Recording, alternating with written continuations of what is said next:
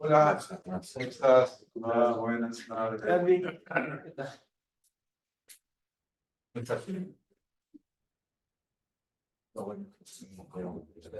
Hola.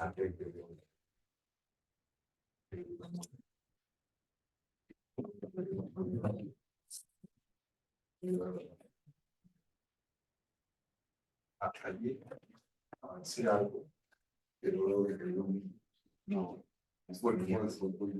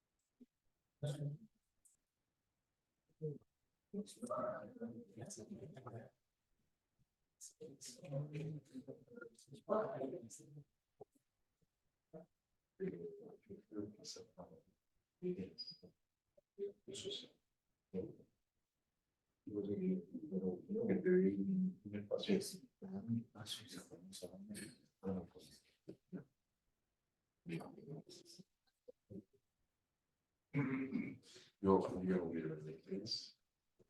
Entonces, tan así, por hablar en los cinco. Yo te voy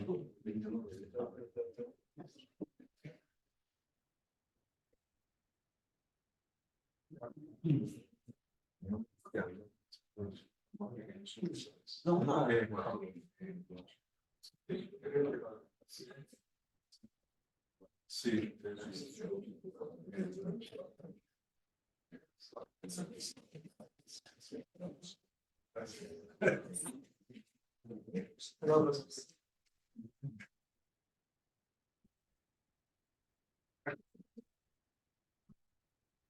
Yeah, start. Yes, my talk. Okay. In the final part of the class, I was talking about the transconductance of the AC model or the small signal model for very, very low frequencies. Okay. I'm not including the capacitances yet, but in one of the next slides, I will present the capacitive model, which is, say, quite complicated. But we circuit designers simplify this model a lot. We use just 5 capacitors instead of 16.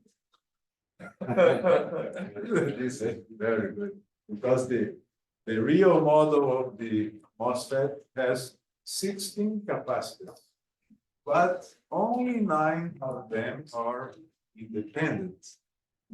It's like here, you see that you have 4 transconductors, but just 3 of them are independent. If you know 3 of them, you know the 4th one. Okay? So this is a simplified model for weak inversion. What's weak inversion? The current is an exponential function of the voltage. So the derivatives are very simple. Okay? So you know that the derivative of an exponential is an exponential. Okay? So we have very simple expressions. Here, the first one, GMS. GMS is just IF over 5P. But what's IF? IF is not ID. It's a part of ID, okay? But in most of the cases, we operate this device in saturation. And you know that in saturation, IF is much greater than IR. Then you can approximate IF as ID. That's it. Okay?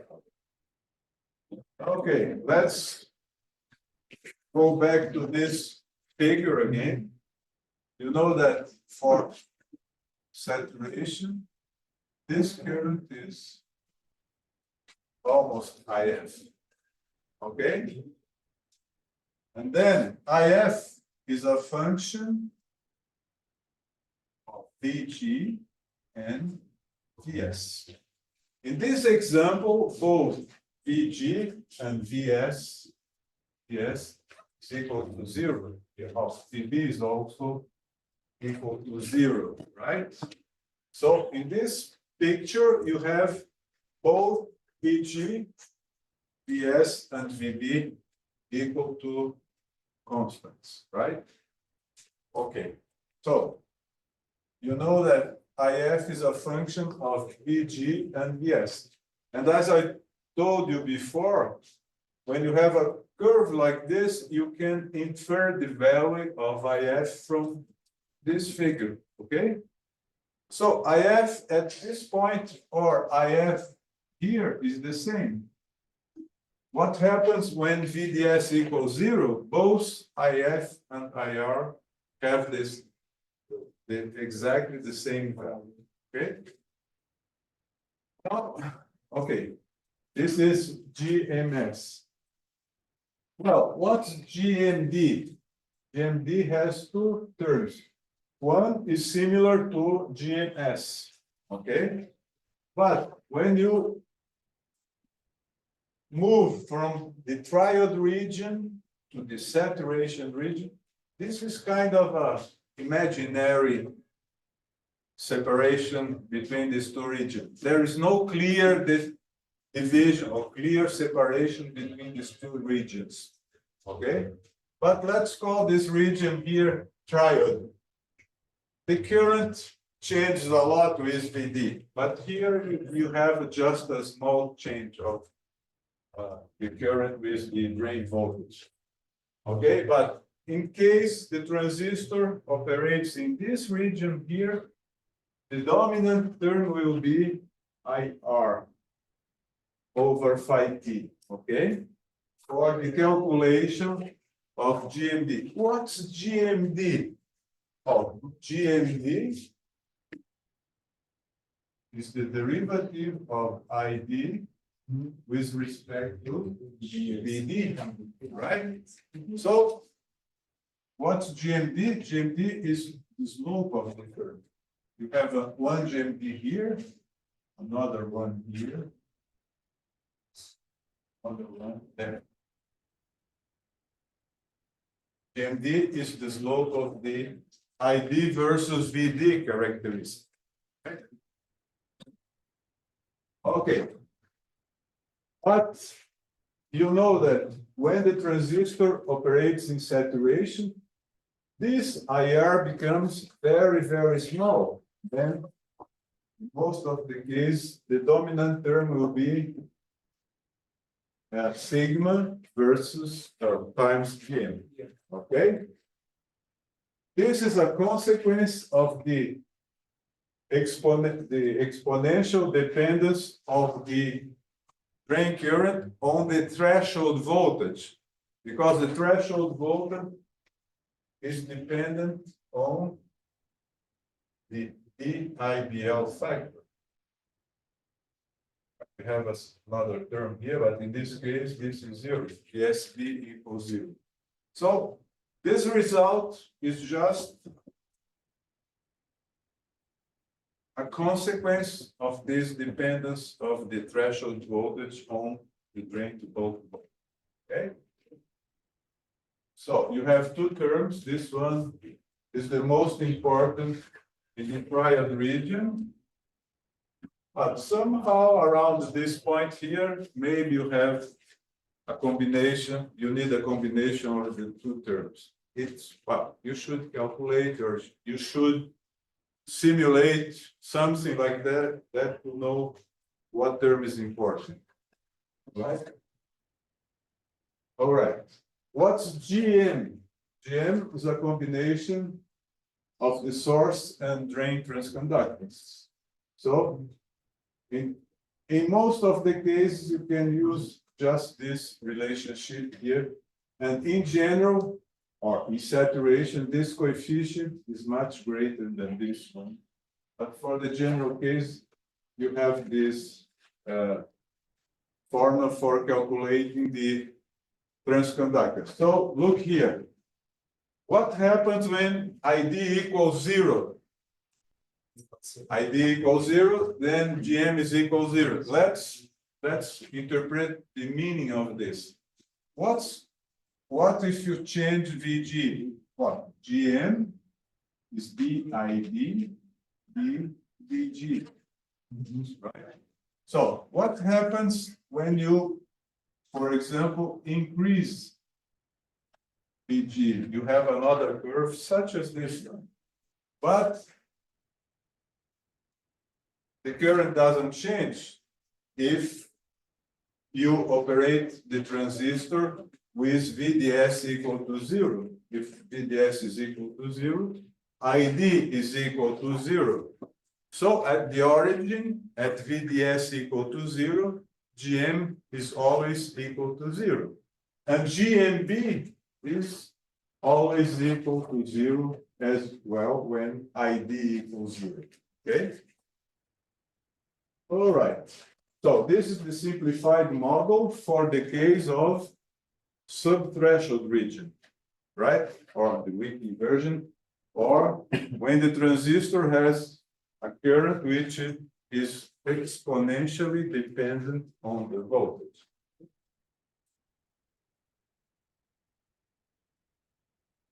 Okay. In saturation for any case, okay, we have these expressions here. GMD is sigma times GM. Well, GMS is a function of the inversion level, okay? And in saturation, the inversion level is equal to the normalized drain current. Because what's this ID? Just recall what is the meaning of the forward and the reverse currents. If I do this, divide by IS here, IS there, and there. This means that this is what we call the normalized drain current. IF, small IF is the normalized forward current. And small IR, the normalized reverse current. Okay? Now you can write GMS in terms of the in saturation, IF is much greater than IR. Okay? Operation here in this region means that IR is much smaller than IF. Is that clear? Oh, this approximation is also valid because what's GMS? GMS is the slope here. But this is not GMD. Okay. But look here, at the origin, what happened? The transistor is symmetrical. Then just here. Okay. What's the meaning? It doesn't matter if you change the source or the drain. The variation of the current will be the same if you change source or if you change drain by the same amount. The difference is that if you increase the source, the current decreases, and if you increase the drain, you know the current, the conventional current is from drain to source. But if the source increases with respect to the drain, the current reduces or changes sign. Okay?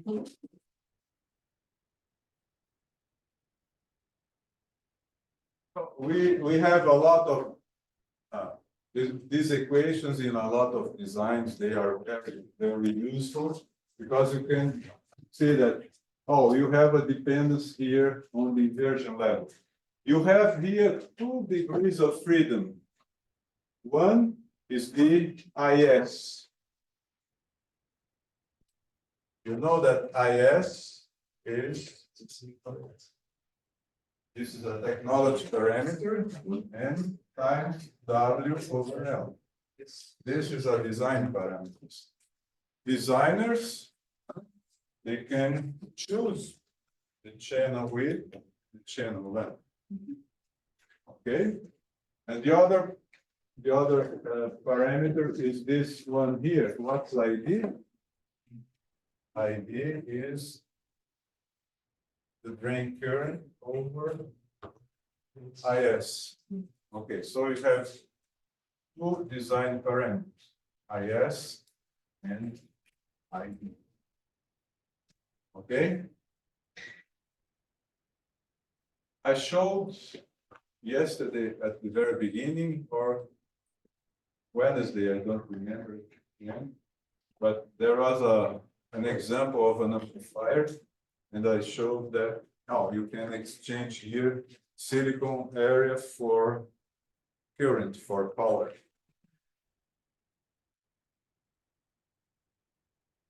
Okay, some curves here, nothing new. Okay, they gave transconductance. In this region here, is the weak inversion region, you have a behavior which is linear in a log length scale, exactly as in the case of the current. Okay. For higher voltage, you have modification. Of course, you have a different model.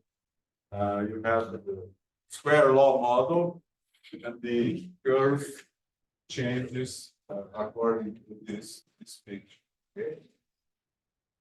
Okay, this picture is represents the gate transconductor for several values of Vs. Okay, and this axis is the gate voltage. The circuit that was used measure this characteristic, this one here. You change Vg. There is a switch in Vg. In this case, the drains connect to the power supply. Okay.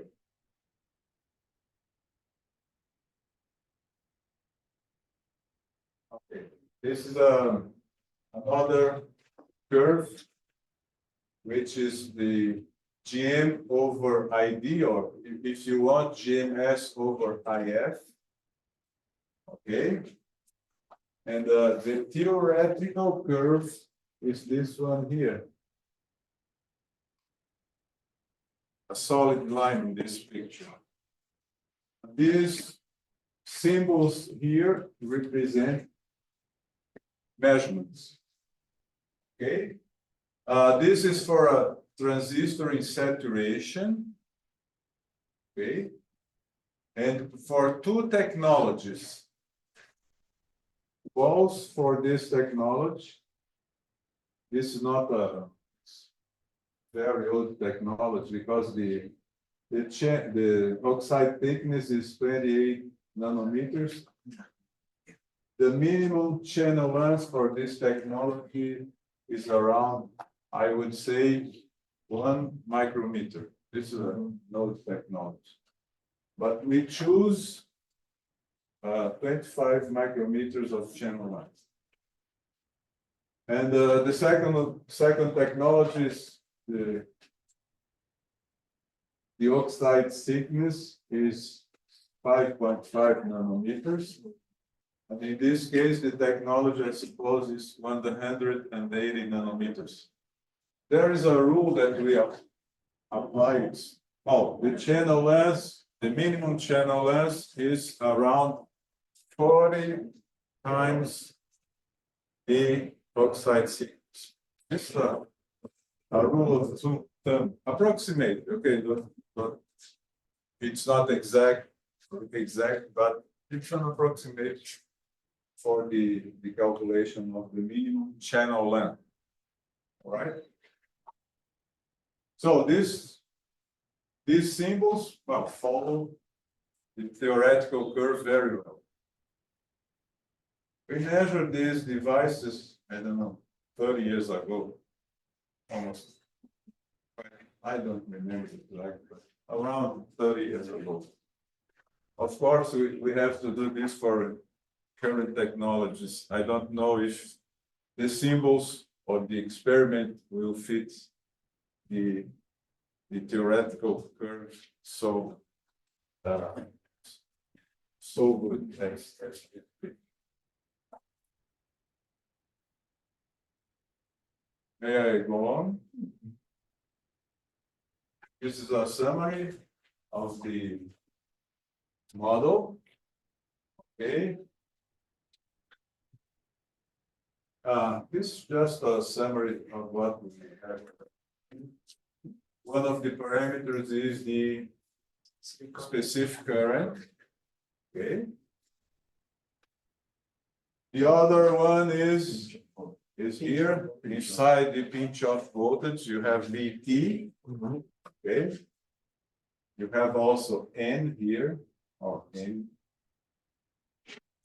So IS, VT, and N are the basic parameters for the long channel device. Okay. Then we add two more. One of them is here, is associated with this parameter here, sigma. And the final one is the velocity saturation. It's not included in the formulas here. Okay. Let's forget about the velocity saturation.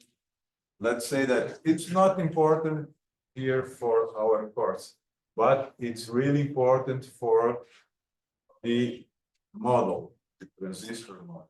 Okay, because the transistor model should include all the regions and also the high velocity region.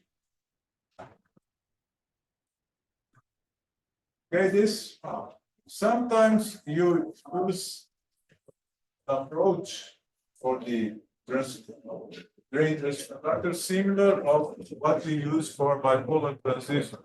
Oh, let's extend this. Assume straight line here. You don't have.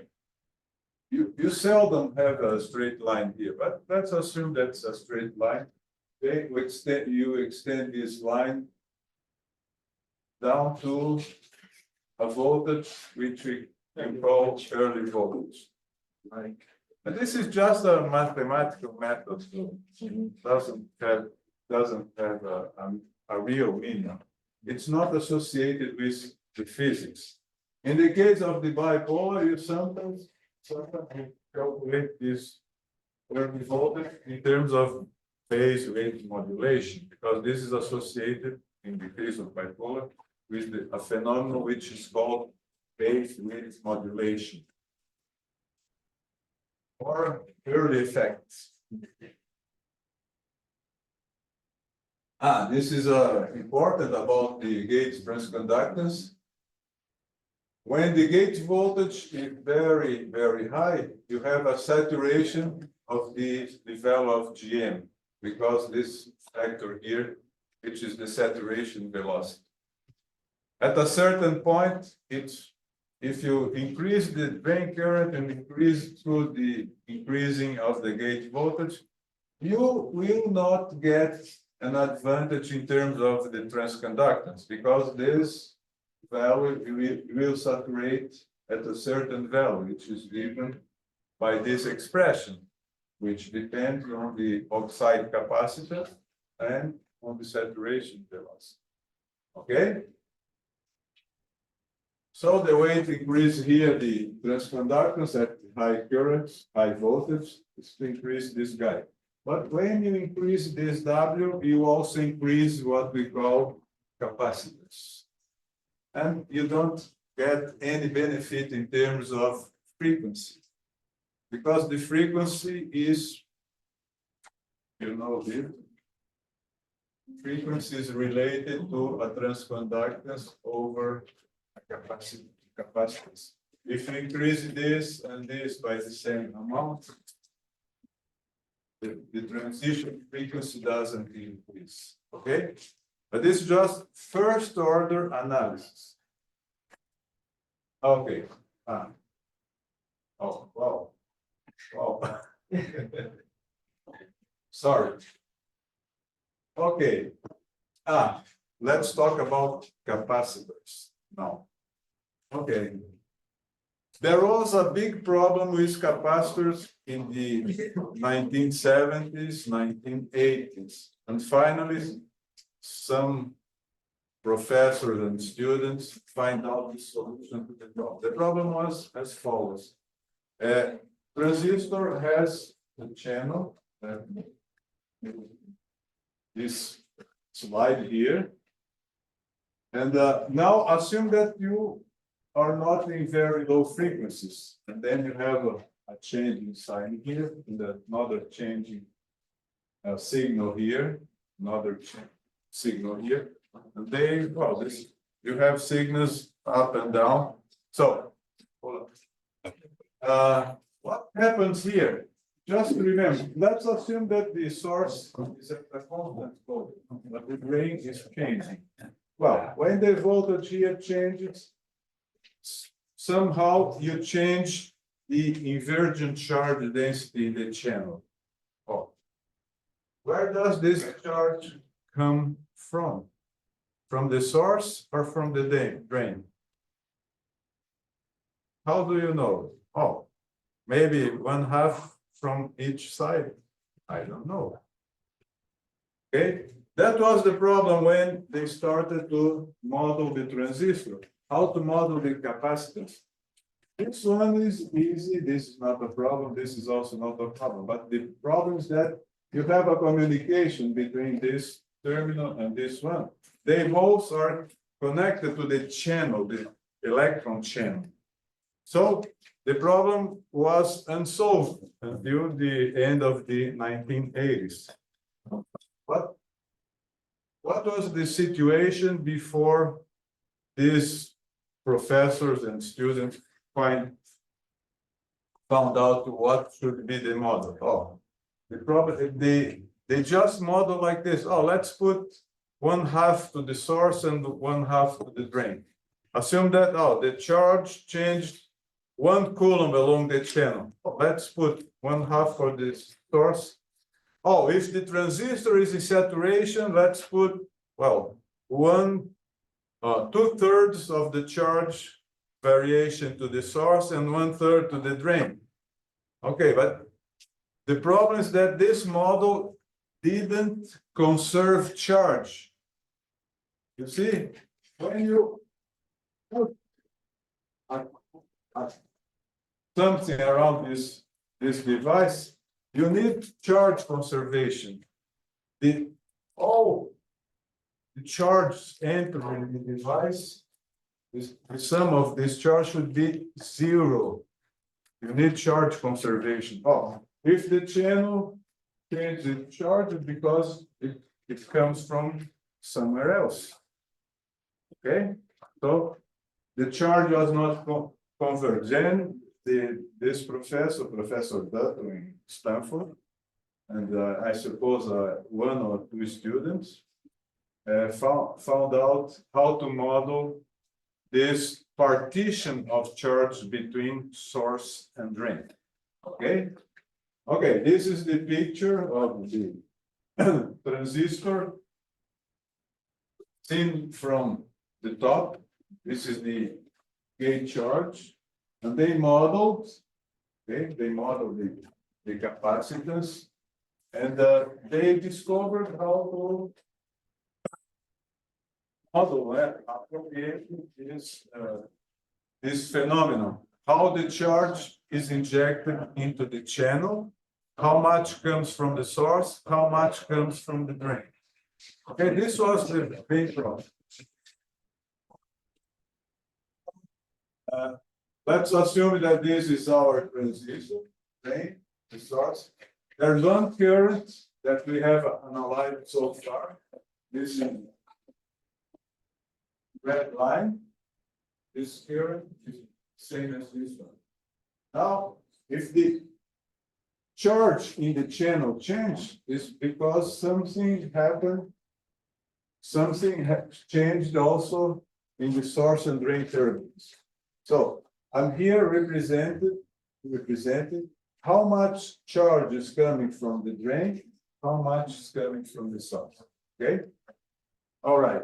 This was the the problem in the old models of the transistor capacitance. Well, they solved the problem simply through these two equations. Well, the source, the charge associated to the source is given by this expression. And the source associated, charge associated with the drain is given by this expression. You see that if you add the two charges, you have the total charge in the channel. Okay, there is a problem of notation here because the Qi is charge density. Okay, and this is charge coulombs. This, okay, this here is charge density, this here is charge. Okay, if you add these two terms, QS plus QD, that integral.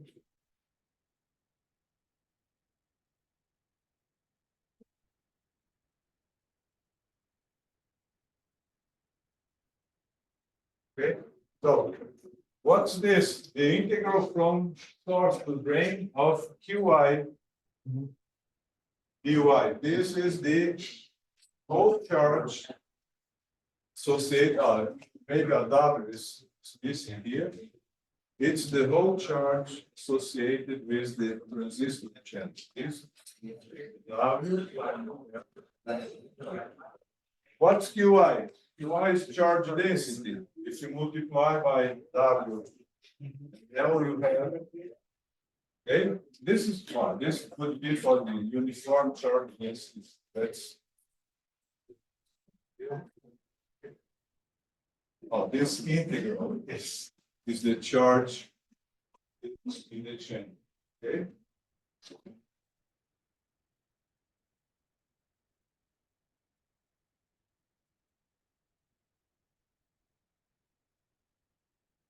Okay, let's go to an application now. So now let's define the mosfet. Then you have four terminals, right? Then you have this one here, the QG. How does the gate charge changes? Oh, this variation here depends on variation of the gate voltage, the source voltage, drain voltage. So we have this line here. Okay, the QG dt is CGG dt minus CGS. Oh, what CGS? What CGG? CGG is just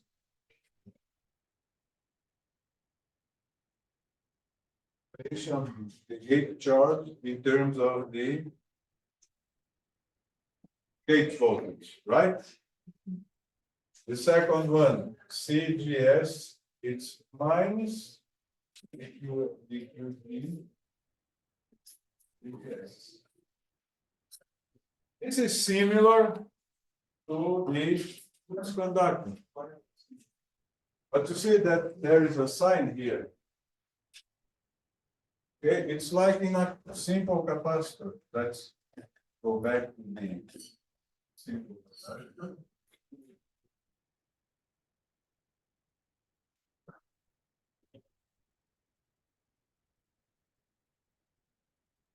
Can write CAB like this. CAB is E Q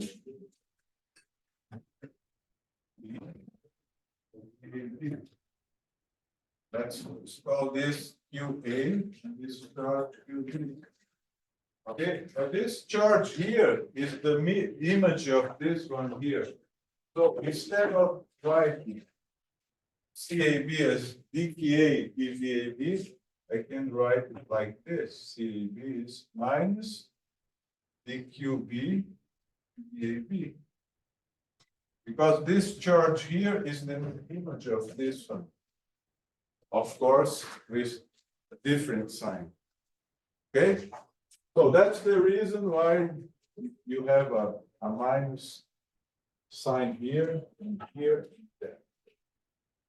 So you have a total of 16 capacitors. Wow, this is a big problem. How to include all these capacitors to solve problem, say to solve the frequency response of an amplifier or a current mirror or any device. Okay. Now, in fact, you have just 19 independent capacitors. For example, in this line here, you have one capacitance which depends on the three others. It's exactly the same case of the transconductor. Okay. In fact, you have dependence in the lines and in the columns. So finally, we can choose 9 independent capacitors. Okay. And the result, but which ones do I choose? Because I have degrees of freedom to choose the capacity. Okay. Well, finally, we'll find some capacitors which are convenient for the user and which are simple to determine. Okay. Oh, this is a lot of calculation. This is just, in fact, it's not calculation, just the explanation of why some capacitors are dependent on the other. Okay. So finally, we find that, well, these are my chosen independent capacitors. We got 3, 6, 7, 8, 9. These are the ones that I love these capacitors, so I chose them. Okay, but in fact, you don't need all of these capacitors. You need, for the usual problems, you need only 5. So the model can be reduced, I would say, first to 1, 2, 3, 4, 5. These are usual capacitors. But you have also capacitors here in this current controlled, voltage controlled current source. You see that this capacitance depends on the derivative of the drain voltage with respect to the volt. Another one here, CM, another one. So you have 2, 3, 5, 6, 7, 8. Well, in fact, you need 9, but we know that this capacitance and the both gates, the symmetric, the other capacitance, these two nodes is similar to this one. So we eliminated the 9th capacitance. So just 8 remain.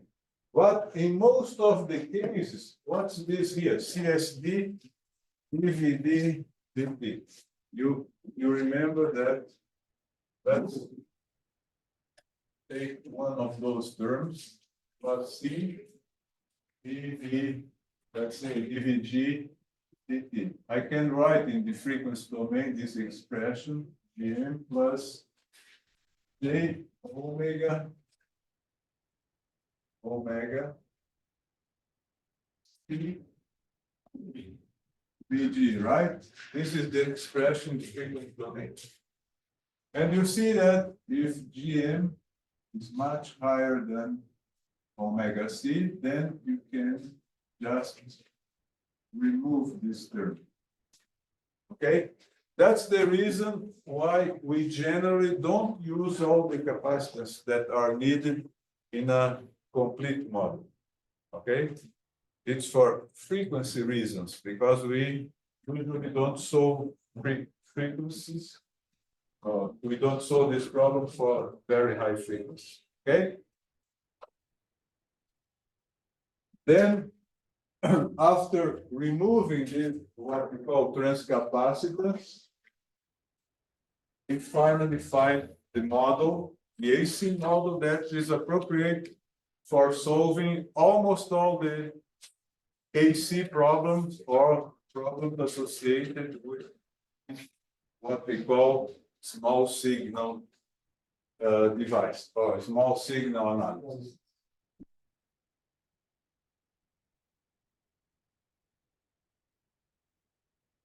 Okay. Okay, this seems to be quite complicated, right? You have 3 transconductors and 5 capacitors. It's still a very complicated problem. But in most of the cases, you don't need all these parameters. Let's see this example here. Let's assume that you have this problem here. An amplifier, instead of, let's put a resistance here. This is the drain. Let's put some input here, a bias and a small signal. Okay. And you see that in this case, Vs equals Vb equals to 0. Then you have this terminal connected to this one here. Okay. Then you remove this guy here. It doesn't have any effect on the circuit. Okay. Okay. What else? This current source here disappears because VSB is equal to 0. So you have a simpler problem to solve. Okay. What else? See, let's see. Between gate and source, that's fine. Oh, the other parameters should appear in this problem. Okay. But this capacitance is eliminated. The others, I don't know. Maybe one of them can be very small. Okay, so you have to make the DC analysis before the AC analysis, of course. You should know the operating point of the circuit in order to calculate all these parameters. Okay. This is a big issue. First of all, you have to solve the DC equations of your device, or to put this device in a simulator and find out what is the DC operating point.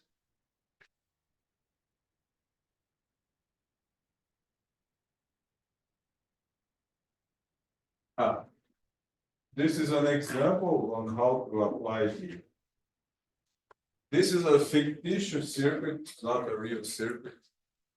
Okay, but it's useful for explaining how is the frequency response of the MOSFET.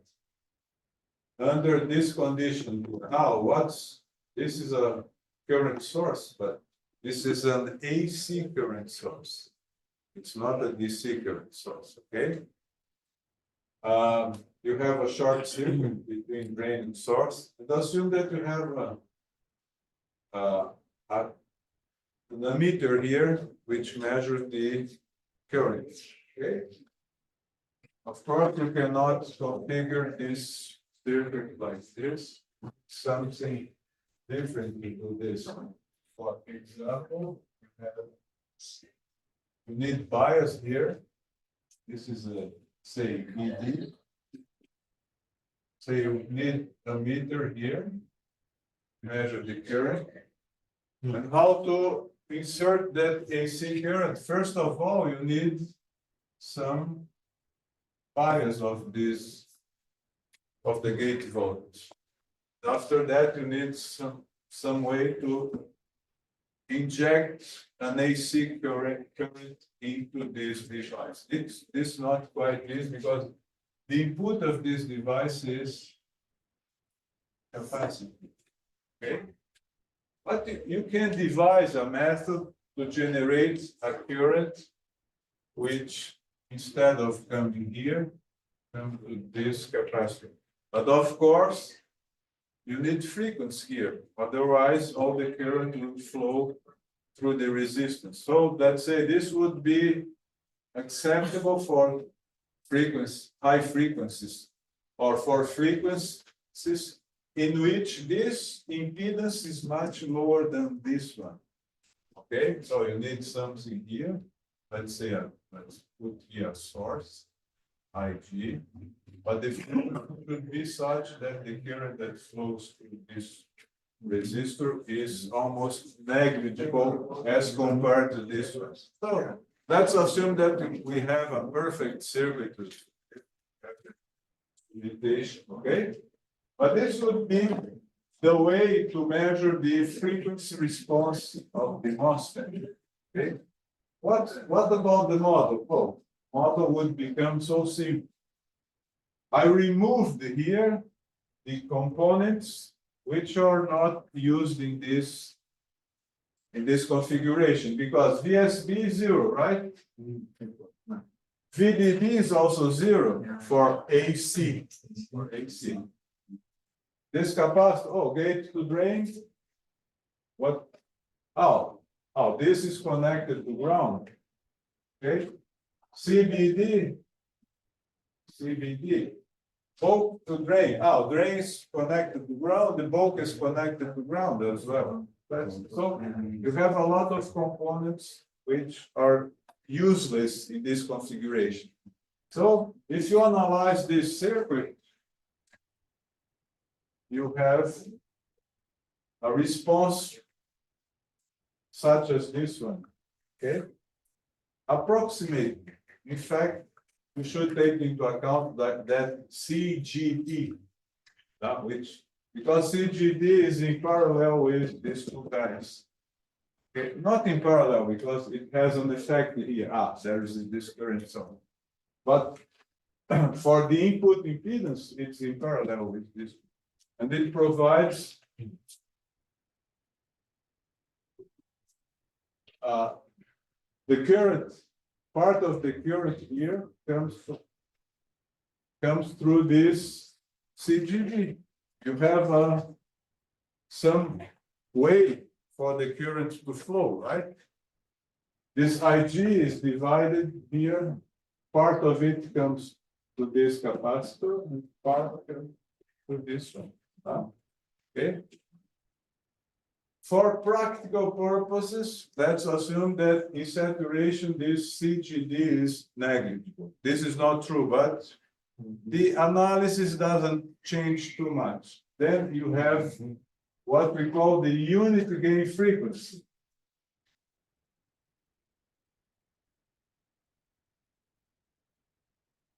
In fact, the frequency response of this circuit is something like this.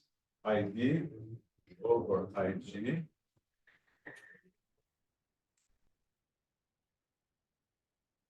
You have a gain, a current gain, ID over IG, which drops at 20 dB per decade. Oh? And what's that FT? FT is what we call the transition frequency. This is the frequency at which the gain falls to 0 dB. What's the meaning of this? If the transistor operating in a frequency below this one, you have a current gain. If the frequency is higher than this one, you have a current attenuation. Okay? So this is a kind of frequency which defines the usefulness of the MOSFET. MOSFET can amplify a current up to a frequency equal to ft. It's like in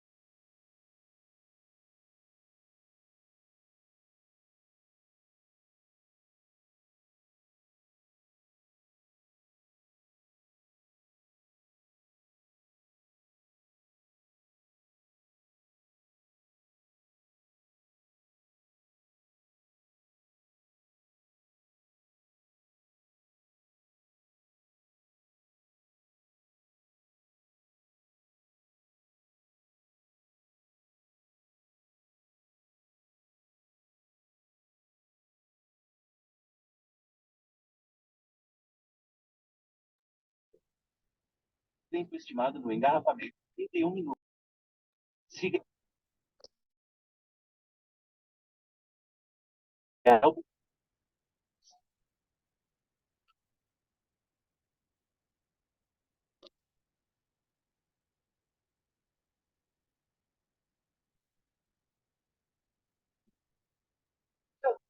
Não foi. Não foi escutando.